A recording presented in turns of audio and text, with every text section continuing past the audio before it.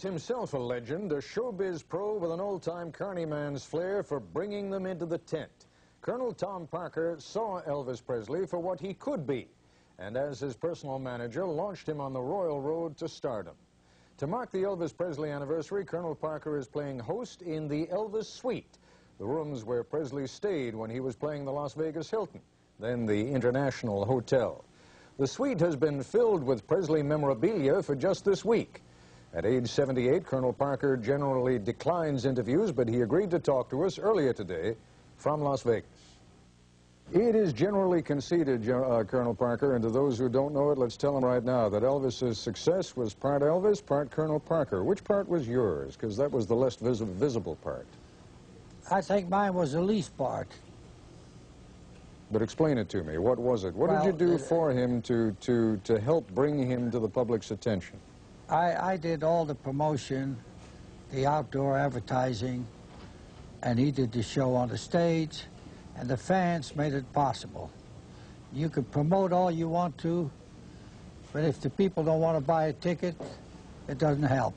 So I did my part, Elvis did his show, and we were lucky. Great talent, and we had a great show and a lot of fun. Now, let me ask you something. In this day and age, in the 1980s, it would be unthinkable that a star of Elvis Presley's magnitude would not end up on the Johnny Carson show, on the Merv Griffin show, on half the talk shows around the country. You deliberately kept him back a little bit from that kind of exposure. Why did you do that? Well, I like to correct you. I kept him back, but I didn't do it deliberately. I found out some of my friends, they had artists, they put them on all the shows, talk shows for free, and they had a hard time getting a job after that. So you thought it was just a bad, that it was bad promotion, even though it got someone very well known, that it ultimately didn't work out for the best? Well, I felt it was good for us not to go on, although all these fellas were good friends of mine. But when you go on these shows, most of the time they book people when they're big stars, so they don't hurt them too much. But we were starting out, and it wouldn't have helped us any, which has proven because we did all right without him. Yeah, you did terrific without him. You've got critics, you know that. You have them. Even Elvis has critics. Your critics say that you held him back, that he could have been much more of an actor, for example, than he ultimately, was given a chance to be. Well, because you put him in those kind of, beach bikini, jailhouse rock type movies. Well, if whoever said that is fine. They can say what they want to.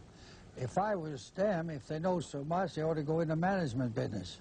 Well, you tell me about it. I mean, was he perfectly content? I mean, was it a matter of his knowing his own level, knowing his own limitations, or was it just Well, I didn't know what he knew all of it, but he knew that he could do whatever he wanted to, and nobody told Elvis Presley what to do, because he was a very strong person, and we had a great relationship.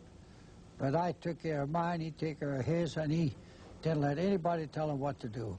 Could he have been a really great actor? Could he have become a fine dramatic actor, do you think? Did he have that kind of ability? You know, Ted, you're right, but one time at one studio, we had a great producer, the late Jerry Walt. You remember him? Sure do. And he came to us with a script. And he told Elvis that if we did this picture, he would be practically assured of an Academy Award. But they could not pay us the money that we wanted because the script was so expensive. So I told him that we usually stay home during the Academy Award, and he paid us our money, and if he bought us the Oscar, I give him his money back, and I never saw him again. Okay, now what about the songs? I am told that he could sit there and listen to a stack of demos, and 2, 3, 4, 5, 7 would go by, and then he'd say, that's the one, I want that one, and that he had kind of an unerring instinct for what was good and right for him, musically. Yeah. Ted, as long as I was with Elvis Presley, I never was involved with what songs he was going to record. Very seldom I was ever in the studio.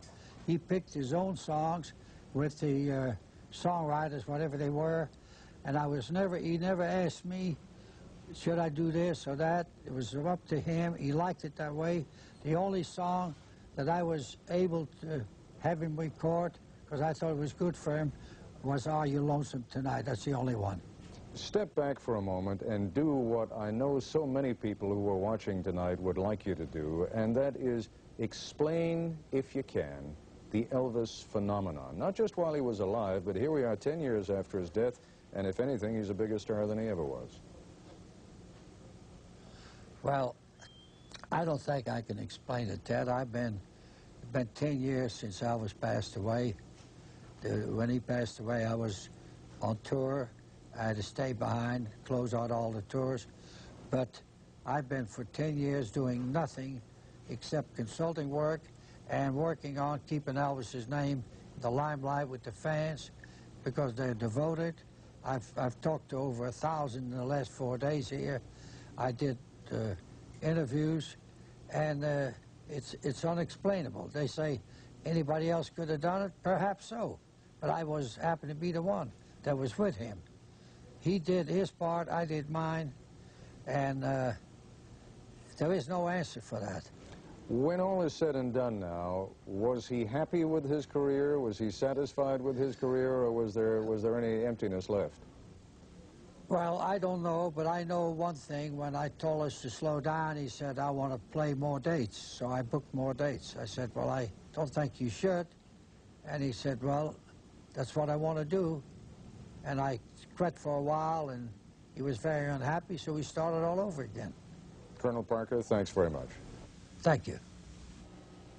We'll have a little more from Colonel Parker later in this program, but when we come back, we'll be joined by Jack Souden, the man who turned Elvis Presley's mansion, Graceland, into a museum and shrine, who had his own thoughts today about Elvis and what he himself might have made of all the noise, the hoopla, and also the genuine love that he still seems to generate. I think it's wonderful, the following, the people supporting him, and what else can you say? I've never heard of anything like this, but I'm very happy with it, and I know if Elvis is anyway looking down, I think he's laughing pretty good with what's going on. That's our report for tonight. I'm Ted Koppel in Washington. For all of us here at ABC News, good night. This has been ABC News Nightline.